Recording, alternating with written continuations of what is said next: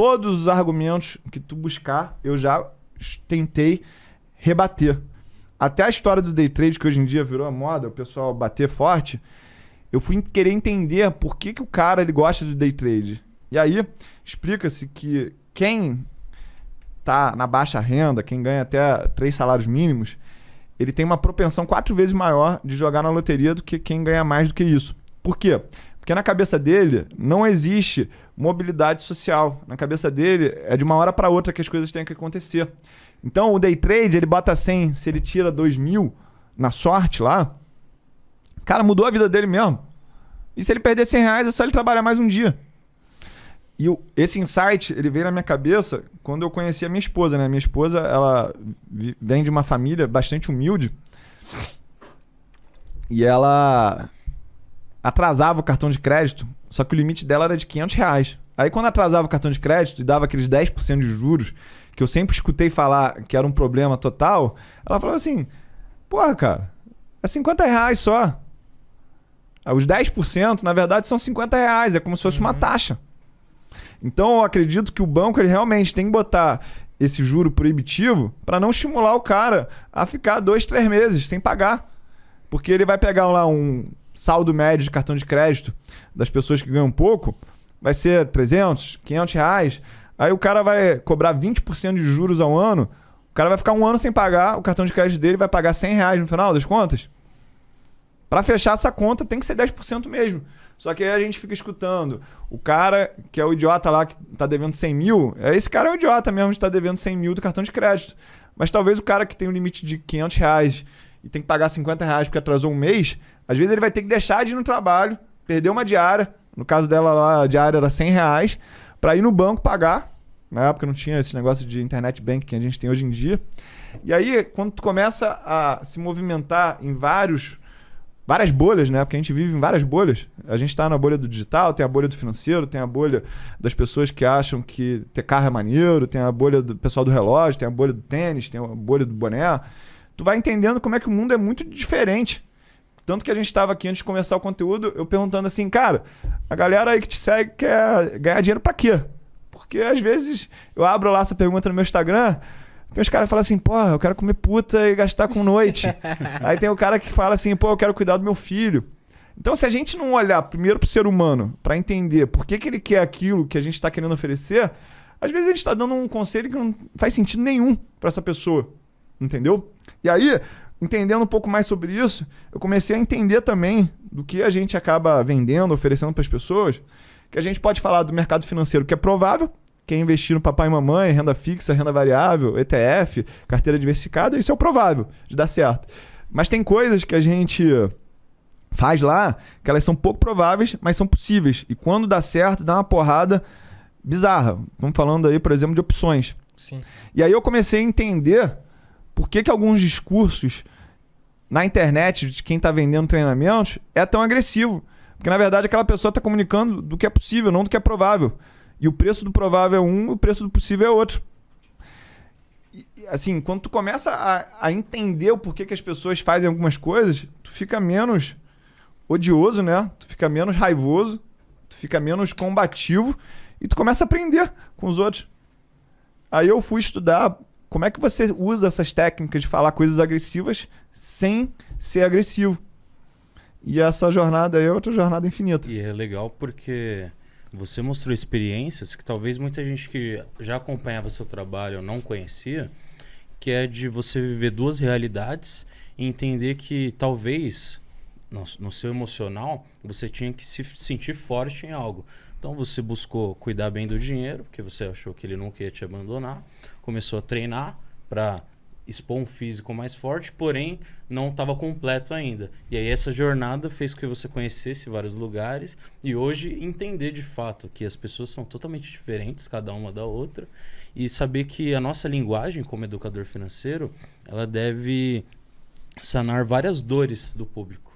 E aí que tá, eu lembro quando a gente começou o projeto, que a gente via muita gente endividada, a a gente via gente que tinha dinheiro, mas estava na favela ainda, gente que às vezes morava num lugar que não era muito bom, mas não tinha custo, não pagava água, não pagava luz e tinha acesso à água, à luz, à internet. E a gente começa a ver que tem gente que quer mesmo ganhar dinheiro do dia para a noite. E, infelizmente, faz parte da maioria das pessoas, pelo menos do que eu acompanhei, eu acho que do Murilo, você também, porque a nossa jornada, ela não foi fácil. E nem todo mundo vai querer pagar esse preço. E a partir disso, a gente tem que explicar. Cara, esse caminho, ele é o provável. Mas ele vai demorar 10 anos. Ele vai demorar 15 anos. Você vai ter que se abster de algumas coisas. Você vai ter que colocar um pouco de escassez e viver um degrau abaixo. E às vezes para a pessoa que vive no degrau zero, é difícil viver abaixo. E não tem como eu chegar numa pessoa que tem quase nada e falar assim, corta mais. Às vezes o cara nem tem o que cortar. Que é o que acontece muito com o nosso público. Então, hoje, o que a gente faz? A gente fala para a pessoa fazer mais grana. Que eu acho que é isso que vai fazer com que ela tenha um conforto maior e consiga investir no provável. Porque se ela não fazer mais grana, que é o que você falou, ela vai querer o dinheiro do dia para a noite.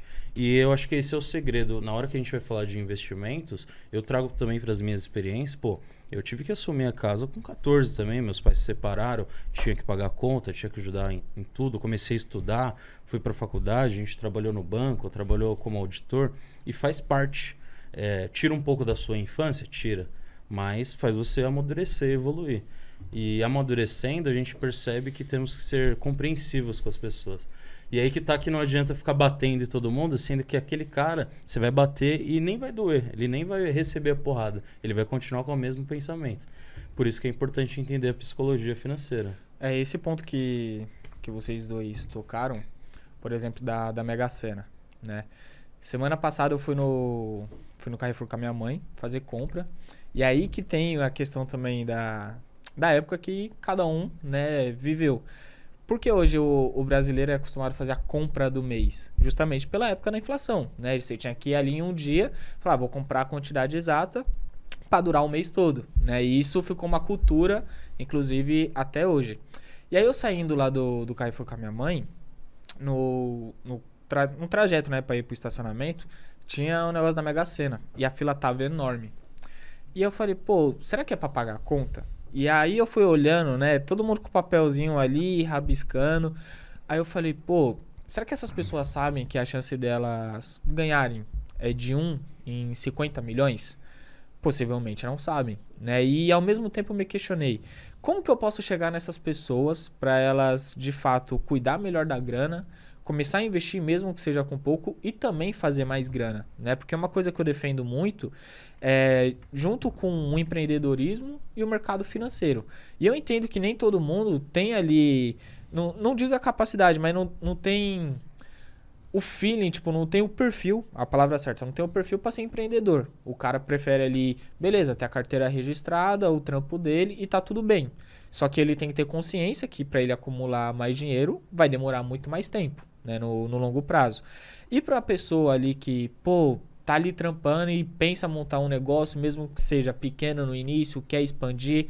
E aí eu falo que até essa pessoa que tá montando um negócio, ela tem que ter um conhecimento, no mínimo, sobre administração financeira, né? Fluxo de caixa, DRE, balanço patrimonial, que vem mais a parte contábil, para ela entender o que tá acontecendo na empresa dela. E depois ela fazer investimento financeiro, seja na própria empresa, ou então como pessoa física. E eu olhando aquela fila, falei, cara, o trabalho é enorme. É enorme porque eu sei que eu sozinho não vou conseguir, Tio Uli sozinho não vai conseguir, mas todos os influenciadores em conjuntos, independente do cara que fala sobre day trade, que eu falo que eu discordo totalmente, né? Eu argumento isso no meu Instagram, mas que em determinado momento eu acredito que nem você falou aqui no início, o cara tá ensinando day trade, mas pelo menos tá ensinando ao mesmo tempo a abrir uma conta em uma corretora, a comprar uma ação, isso, aquilo, saber o que é um índice.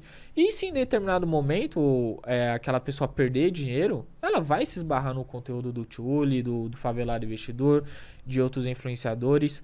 E no final eu falo, nós estamos juntos nessa, fazendo pelo Brasil algo que, na minha visão, o Estado não vai fornecer, mesmo se quisesse, porque toda a maneira de educação é muito arcaica, né? É só a gente olhar o modelo de ensino no Brasil.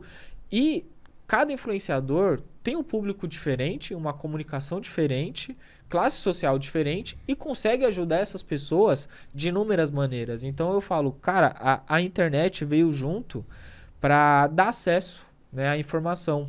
Porque minha mãe fala mesmo, na época dela, para ir num livro, tinha que ir numa biblioteca, tipo, não sei, no centro de São Paulo, para alguma coisa nesse sentido, e muitas vezes não tinha o dinheiro da condução. Aí eu falo, pô, hoje, com isso aqui na mão, né, as pessoas que estão aqui assistindo, estão tendo uma grande oportunidade de ouvir 3 pessoas, cada um com as suas experiências, ponto de vista diferente, e que de alguma maneira vai agregar valor na vida delas.